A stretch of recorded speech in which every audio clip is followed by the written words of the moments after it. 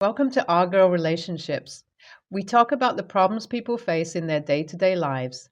Let's start with the video. So, I work at the Luxembourg Museum, and when my niece told me that her school this year is considering the Roots and Leaves Museum as one of the options for a field trip, I decided to volunteer to be a chaperone. I talked to the principal and convinced him that the museum would be a great choice. And as an employee, I'll not only be able to chaperone the kids, but also be in a perfect position to answer any questions they have. When my niece told me they got confirmation about the museum being their field trip destination, I was just as happy as her. I also worked as a mediator between the school and the staff of the museum and helped with all the arrangements necessary for children's safety and to make sure they get both knowledge and fun out of it. So on the day of the trip, we were all going through the museum, and I was happy to see that at least a bunch of kids were actually interested to know about everything that we came across. Of course, the rest of them were busy bickering and recreating memes. I saw my niece, and she was part of the latter group. I tried to grab their attention, but it was futile. Finally, when it was time to rest a little and some refreshments, we handed out the lunch packs we created in advance. All the kids were seated in groups, and I noticed a single girl sitting away from the whole class. I wondered if everything was okay with her and asked the other two chaperones to cover for me a little while I checked on her. When I asked her why she was eating alone, she didn't say anything. I knew teens are frustrating at times, and it's hard for them to open up. So I sat beside her in the hopes that maybe she'd talk if I stayed. We ate in silence while she kept taking peeks at me. She must have decided to trust me because after some time, she finally told me what was going on with her. She said that she doesn't have any friends anymore. She had a friend group, but something happened last week. When I encouraged her to continue, she said that both her and a friend of hers had a crush on the same guy. About a few weeks ago, her friend caught her staring at the guy during gym class and confronted her about her feelings. Of course, it was her friend, so she told her everything. She asked her to keep it a secret, but the girl also liked the same guy. At that time, she didn't know about this. But then a week ago, the girl made fun of her in front of the whole class. She was again staring at the guy when this friend of hers suddenly got out of her chair and went over to the guy. The friend pointed at her in front of the whole class and told the guy that she's been drooling like a dog because she had a crush on you and maybe he should ask her out. Of course, it was the wrong move because the guy was popular for being shy and he actually turned around and left the classroom. After that, everyone made fun of her, and when she asked her friend why she humiliated her like that in front of everyone, her friend said that she was just shooting the shot for her, and now they both know he's not interested in her. She could start moving on. That's when she realized that her friend liked this guy too. Since then, they had stopped hanging out, and she's too embarrassed to interact with anyone in the class. It was a silly teenage problem, and I knew in front of the real world it was nothing to cry over. But I understand how difficult those years could be for a teenager that's just trying to fit in, and instead of telling her to move on or look at it as a joke, I asked her what she was going to do now. She smiled a little and told me that she has a plan. Her friend's birthday is coming up next month, and she's planning to make up with her so she can go to her party. Of course, most of their friends will be there, and the girl will definitely invite the guy over because she likes him. That's when she's going to take her revenge. She's planning to get her friend completely drunk. I asked her, wouldn't that be illegal considering they're only 17? And she just gave me an annoyed look, saying everyone drinks before being legal. I decided to let that point drop for the time being in view of her actually opening up to me. Then she continued telling me how every time her friend drinks, she becomes a totally different person and starts acting weird. She danced like a monkey and would start laughing at her own body movements. Everything and every comment somehow becomes 10 times funnier for her, and she has a habit of kneeling over or tripping over her own 2 feet while laughing. So when the friend gets completely wasted on her birthday, she's going to take her to the guy and ask her to keep an eye on her because she'd be too drunk to tell a Paul apart from a human. Then the friend would end up embarrassing herself in front of the guy she likes and everyone else present there. She'd finally have the taste of her own medicine. While she was talking about it, something clicked in my mind. I asked her when it was her friend's birthday, and she told me it's March 6th. And it hit me. That friend is none other than my niece. My niece's birthday is on March 6th. But just to confirm, I asked her the name, and when she said Layla, I wasn't even surprised. That's my niece. Now, I just found out about a girl planning to take revenge on my niece by completely humiliating her, possibly to the point where Layla could suffer emotional damage. But I didn't want to tell her anything or warn her in advance. I actually wanted to tell the girl good luck because I already knew how big of a POS my niece could be sometimes. She acts all high and mighty and parades around her parents' house talking back to everyone like she's the queen of this world. Of course, she gets a pass for her genuinely bitchy behavior because she's just a child, but I knew she deserved something that would teach her a little humility. So AITA here for rooting for this complete teenager that I talked to for 30 minutes because I hate my niece and her arrogance. Update 1. I know a lot of you are calling me an a-hole in the comments, so I'm going to give you details of some of the things my niece does. One time, on her birthday, the cake couldn't be delivered because the shop that was baking it had a kitchen fire caused by one of their electrical appliances, and they had to cancel all orders. It was very late at night, and even though we tried to get another cake, we couldn't really find one. So we had to substitute it with a pie, and my niece threw a temper tantrum and refused to come out of her room until it was time for her to go out with her friends. And this was when she was 13, so it's not like she was someone without brains. Another time, when her parents had to go out of the state for 2 days, they left her with me. At that time, I was a college student and lived in a very small rental apartment. I rarely had enough funds left to feed myself, and all I had left was some baked beans, salad, and enough money to buy one pizza. When I asked Layla what she wanted to eat from the two things, she said that her parents would never feed her peasant food and insisted that she wanted chicken. Her parents had to leave in an emergency, so they didn't give me any cash for babysitting at that time. I knew they were going to pay me when they came back, but the mere fact that a 13-year-old is refusing to eat pizza was infuriating. I mean, which kid doesn't like that? Now, I don't exactly hate my niece, but she sure as hell needs to learn a little humility, and her parents are never going to teach her that. Despite a lot of you saying I should have told my niece about her friend trying to get her drunk so she'd end up humiliating herself, I didn't think she needed to know. If I wanted to prevent the disaster, all I had to do was take away the illegal booze, but I refrained from that. My niece totally deserved what's coming to her, and this was a teaching moment in her life. So her birthday was 2 days ago, and just like her friend planned, she did bring the alcohol. The way Layla's eyes were swollen and red, she must have cried all night. So I guess she ended up humiliating herself. I asked her what happened and why she looked like a complete mess, and instead of telling me about her disastrous party, she snapped at me that a guy should know better than to comment on the girl's appearance. I didn't poke at her again and dropped the subject. After all, I think whatever she went through was enough punishment for her rude behavior. I asked her if she wants to go out with me to grab something to eat in case she needs to hide from anyone, and she gratefully agreed. Of course, food would do that to a person.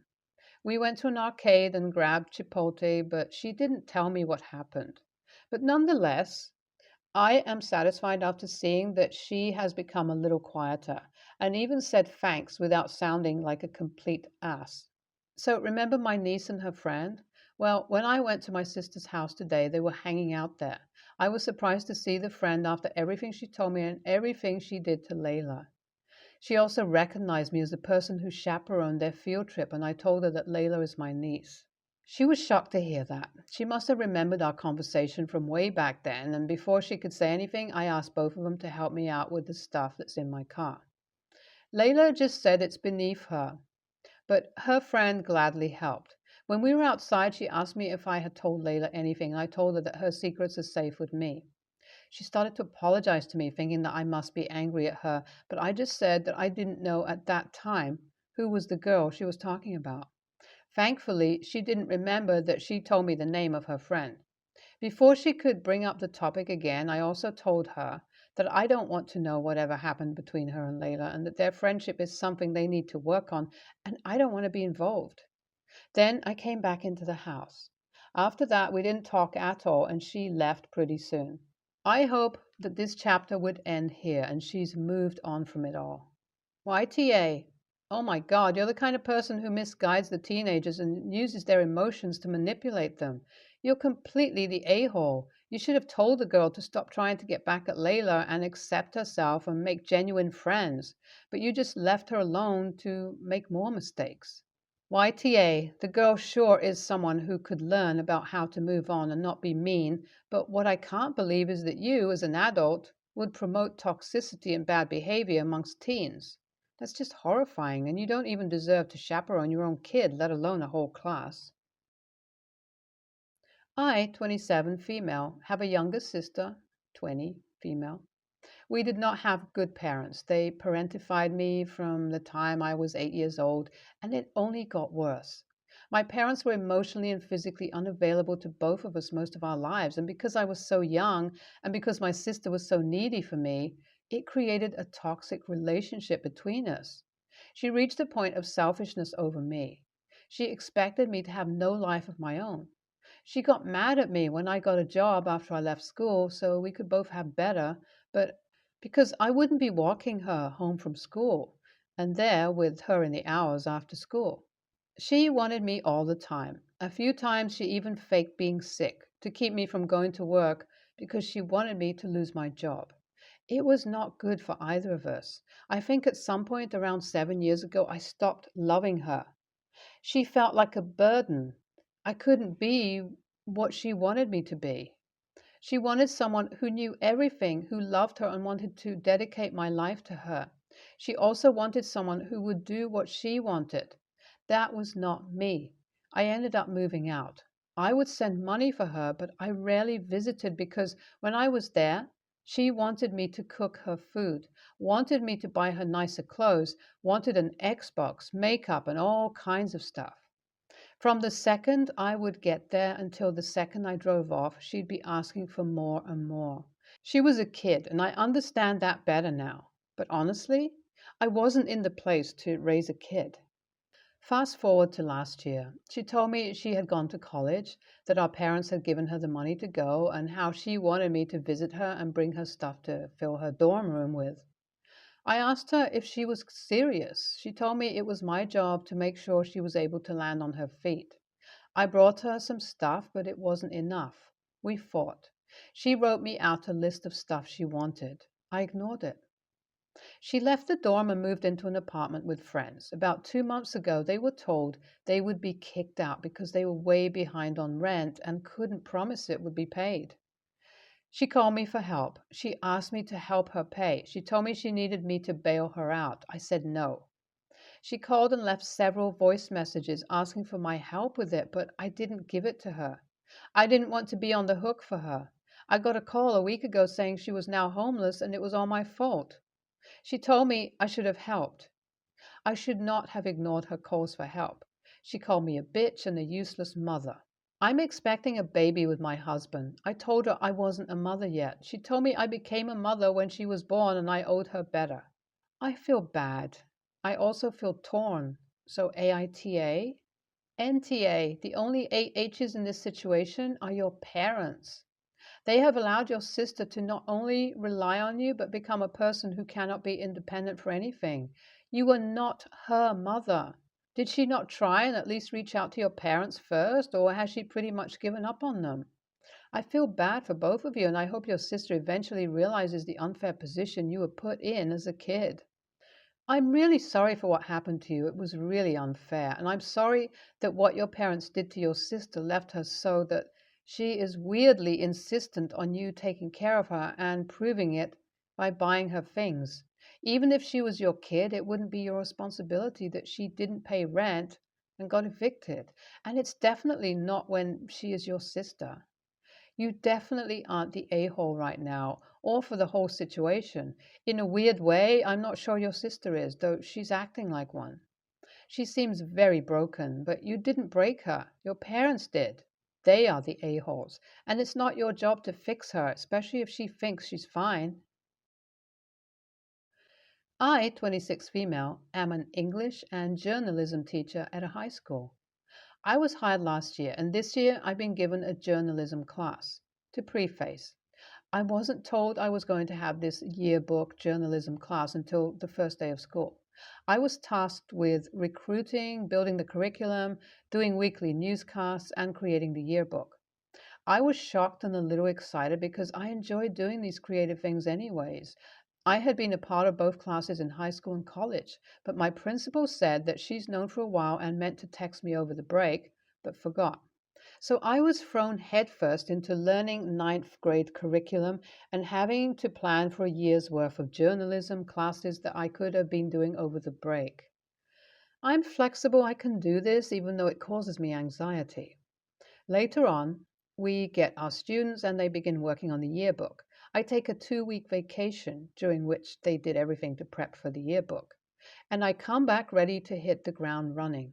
During that time, my principal comes to tell me she wants the yearbook class to do a weekly newsletter on top of the newscast, yearbook photos, and other curricula that requires grades. I say, all right, and put the idea to task. Another thing to fit into a 47-minute class weekly. Now, to the incident. A few days ago, a student in my journalism class came to me in a panic. She told me that the principal talked to her about doing a promotional video for the canned food drive and wanted the class to be in it. She added that the principal wanted them to film it and put it in the news. The student said the principal told her she was in contact with me about it. I looked at my email and phone, no communication. I told her not to worry and sent the student on her way, but began to feel frustrated. Today, the principal throws the door open in my classroom and says, I need your kids for a promo. They'll film it for the announcements. I looked at her and frowned a little. Then she said, I'm going to use your students. I said, no. She said, yes. Then I asked her to step out into the hallway so we could talk about communication and timelines and how I can't do everything last minute. She said, I need you to be flexible, over and over again. Finally, someone called her on the radio. She got huffy and told me that I wasted so much time being inflexible that she would have to find someone else to do it. I said, that's okay, and she stormed off. My kids were glad I said no because they didn't want to do it, but I felt like an a-hole for doing it right then. AITA for putting my foot down like this, or should I have done it differently and need to apologize? NTA. My wife is a teacher. I think you better contact your union rep ASAP so this does not go the wrong direction before you even get the chance to be a great teacher. Good luck. Also, thanks for teaching. It's a tough job. NTA, that principal is unprofessional and shouldn't be in the job if their main concern is using kids as props to make themselves look better. I will be very careful about the way that you treat these people because they get into those jobs because they have the wrong connections. It's situations like this where the mask slips.